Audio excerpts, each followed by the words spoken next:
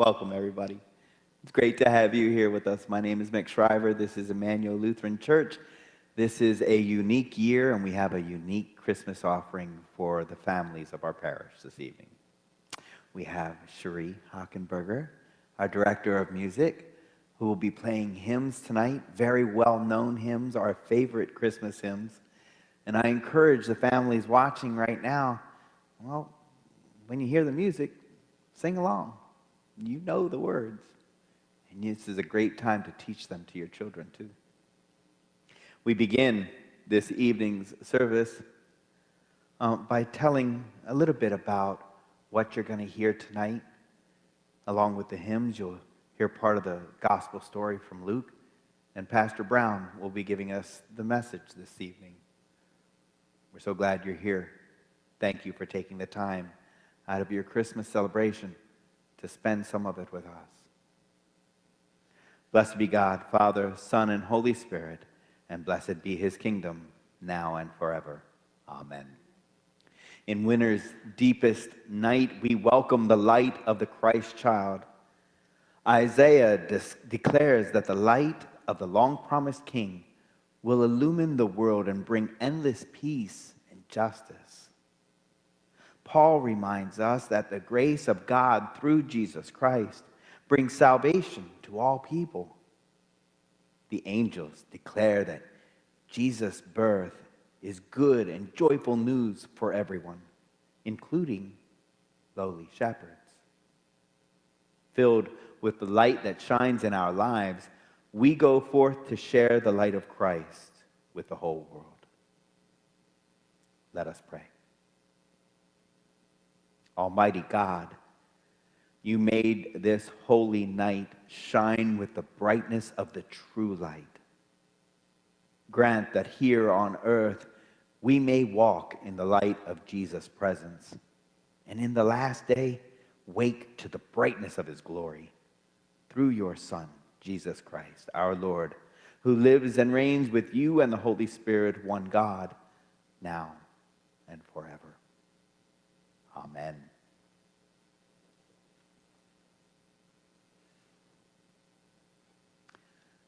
The Nativity, according to St. Luke. At that time, the Roman Emperor Augustus decreed that a census should be taken throughout the Roman Empire. This was the first census taken when Quirinius was governor of Syria. All returned to their own towns to register for this census. And because Joseph was a descendant of King David, he had to go to Bethlehem in Judea, David's ancient home. He traveled there from the village of Nazareth in Galilee. He took with him Mary, his fiancée, who was obviously pregnant by this time.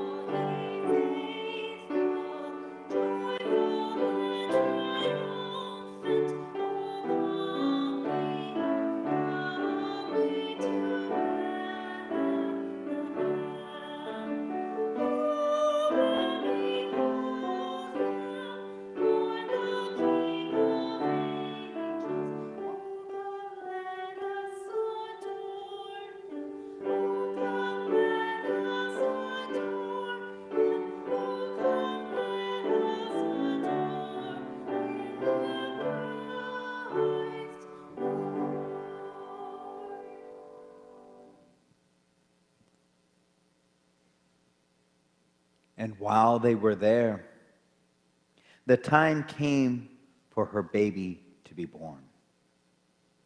She gave birth to her first child, a son. She wrapped him snugly in strips of cloth and laid him in a manger because there was no room for them in the village inn.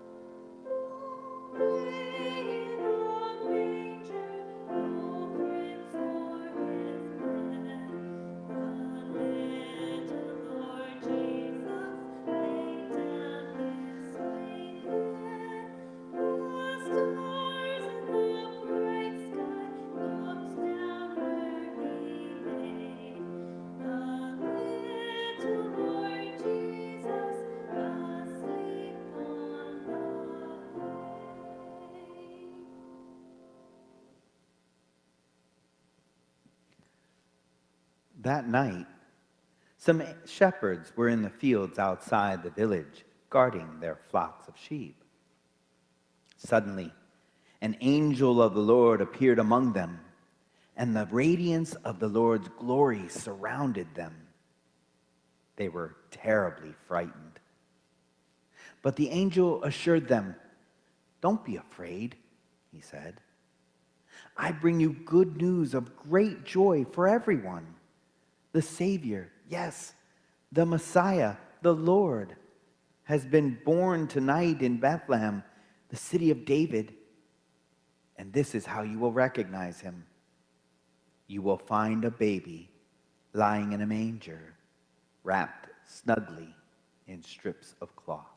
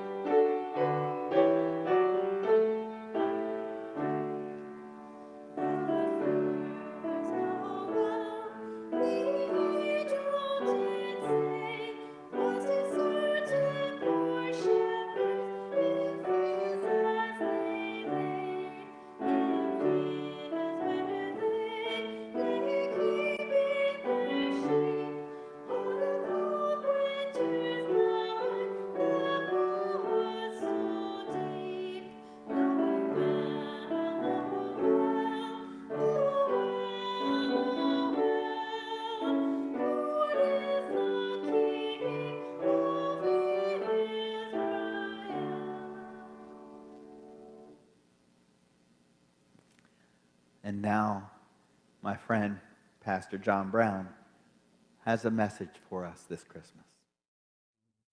It's great to be with you tonight.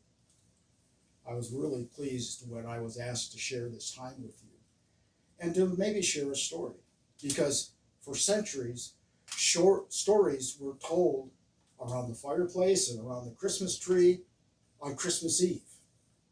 One of my favorites comes from Germany, where it is told that a long, long time ago, on the night before Christmas, a little child was wandering all alone through the streets of a great city. There were many people on the street, all of whom were hurrying homes with bundles of presents. Everything seemed in a hurry with expectation for the coming Christmas morning. From some of the windows, bright lights shone out onto the street. The little child wandered about slowly from street to street, but no one took notice of him. The cold wind bit his bare toes and made the ends of his fingers tingle, causing him to shiver with cold. He passed home after home, looking with hungry eyes through the windows, seeing the happy children, most of whom were helping to trim the Christmas tree for Christmas Day. "Surely," the child said to himself, "where there is so much happiness, some of it may be for me." So with fearful steps, he approached a large, handsome house. Through the windows, he could see a tall Christmas tree already lit. Many presents hung upon it. It was trimmed with gold and silver ornaments. Slowly, he climbed up the broad steps and softly knocked at the door. It was opened by a large man. He had a kindly face, although his voice was deep and harsh. "Get off the steps. There's no room for you," he said. As the child turned back into the cold and darkness, he wondered why the man had spoken this way. He thought of those little children, that maybe they would love to have another friend to join them in their joyous Christmas. But the little children inside didn't even know that he had knocked at the door. The street grew colder and colder as the child walked on and on. He sadly said to himself, "Isn't there one family in all this great city who will share Christmas with me?" Again and again, the little child knocked softly at a door or a window. At each house, he was refused admission. One mother feared he might have some ugly disease which her children would catch. Another father said he only had enough for his own children and none to spare for beggars. Still another told him to go home where he belonged and not to trouble other folks.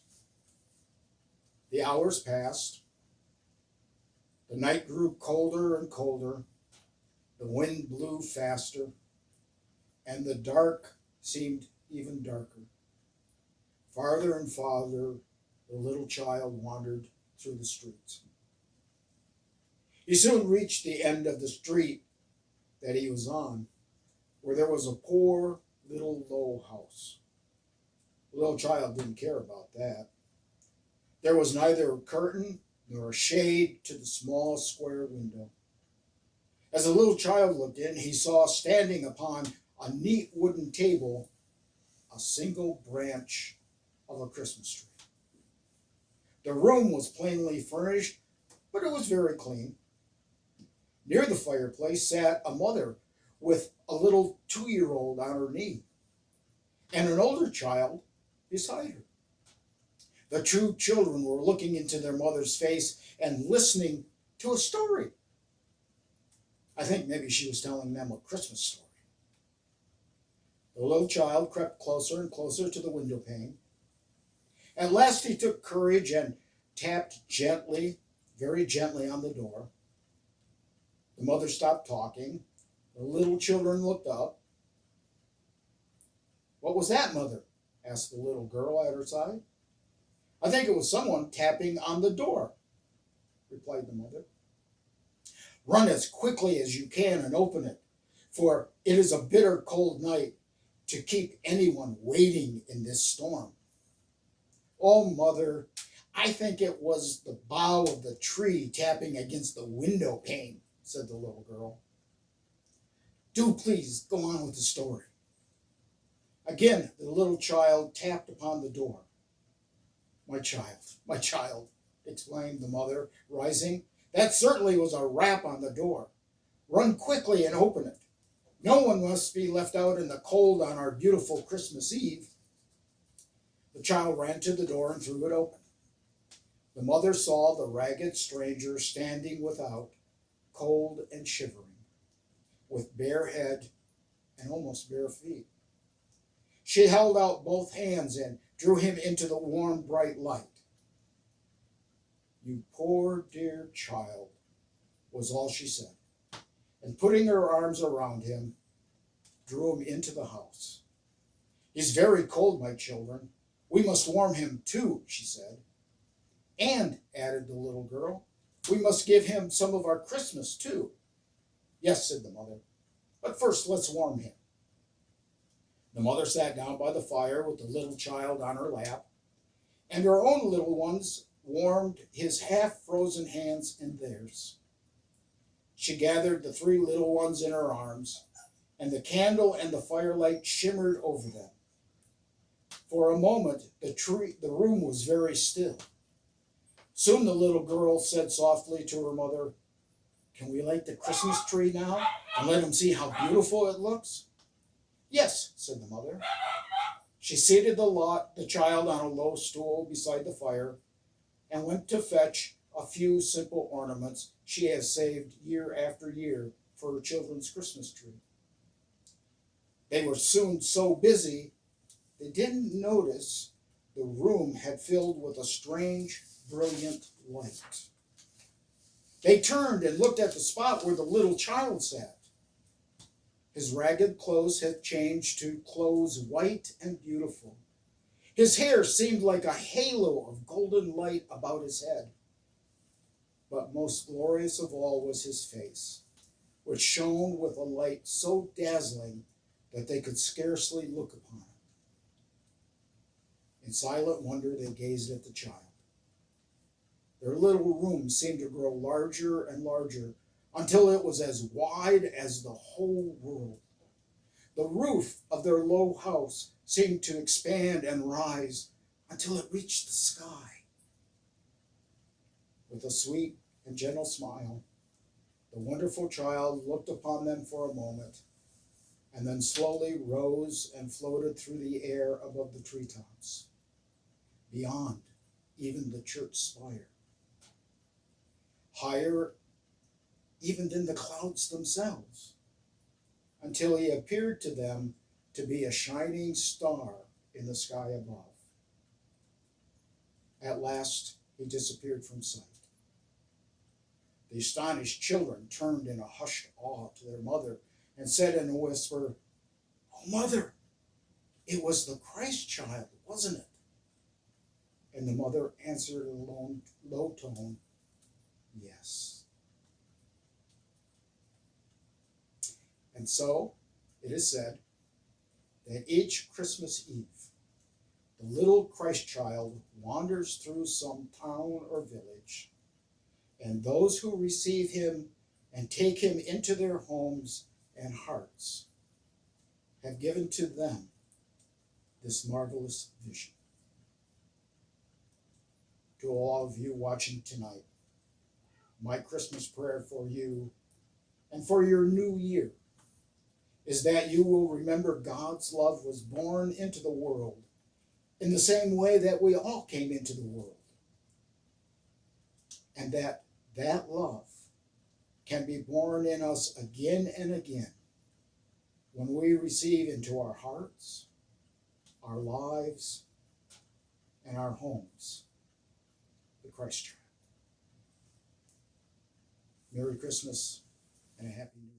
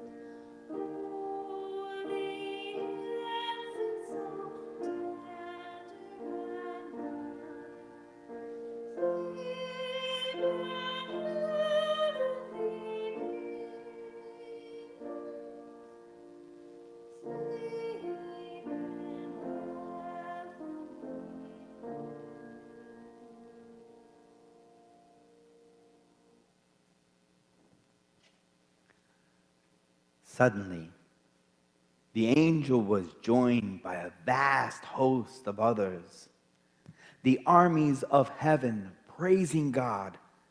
Glory to God in the highest heaven, and peace on earth to all whom God favors.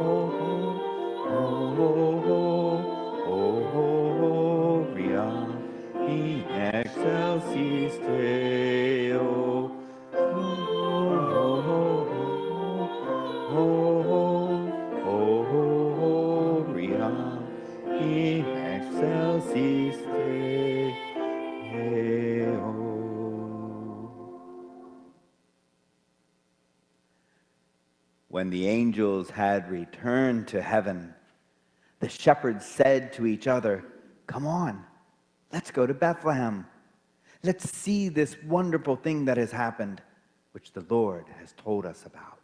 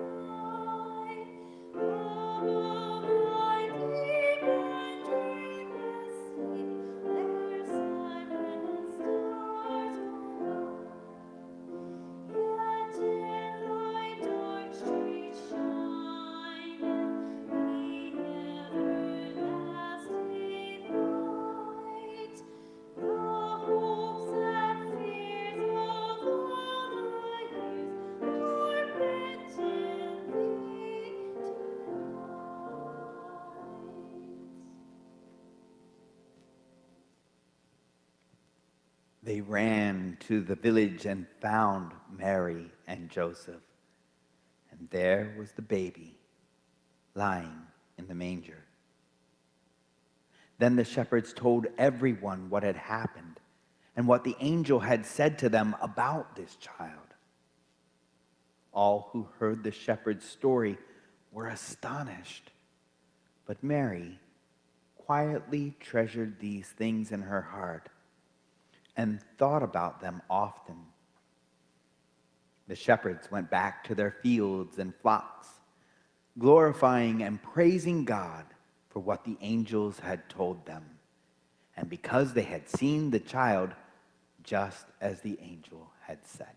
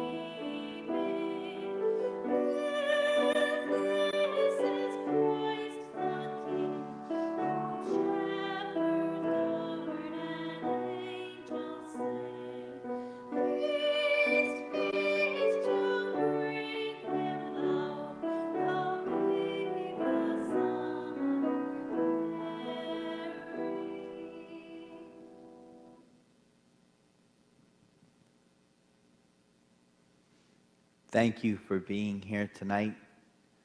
It has been wonderful to spend this time with you. It's been wonderful to serve you in this way, in this most unusual way. I want to thank Cherie for playing these favorite hymns of ours, and I'd like to thank Pastor John for the message that he gave to us tonight.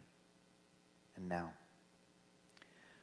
may the peace of God, which passes all understanding, keep your hearts and minds in the knowledge and love of God and of his Son, Jesus Christ, our Lord, and the blessing of God Almighty, Father, Son, and Holy Spirit, be with you now and remain with you always. Amen.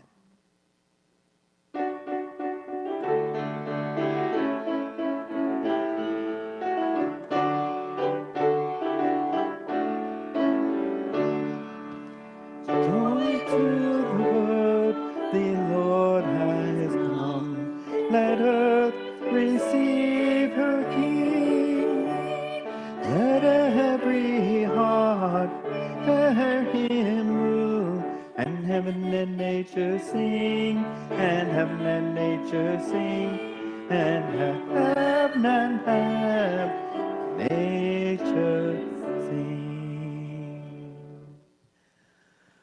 My friends, family, have a blessed and a Merry Christmas. The worship is ended. The service now begins. Alleluia, alleluia. Go in peace to love and serve the Lord. Thanks be to God. Alleluia, alleluia.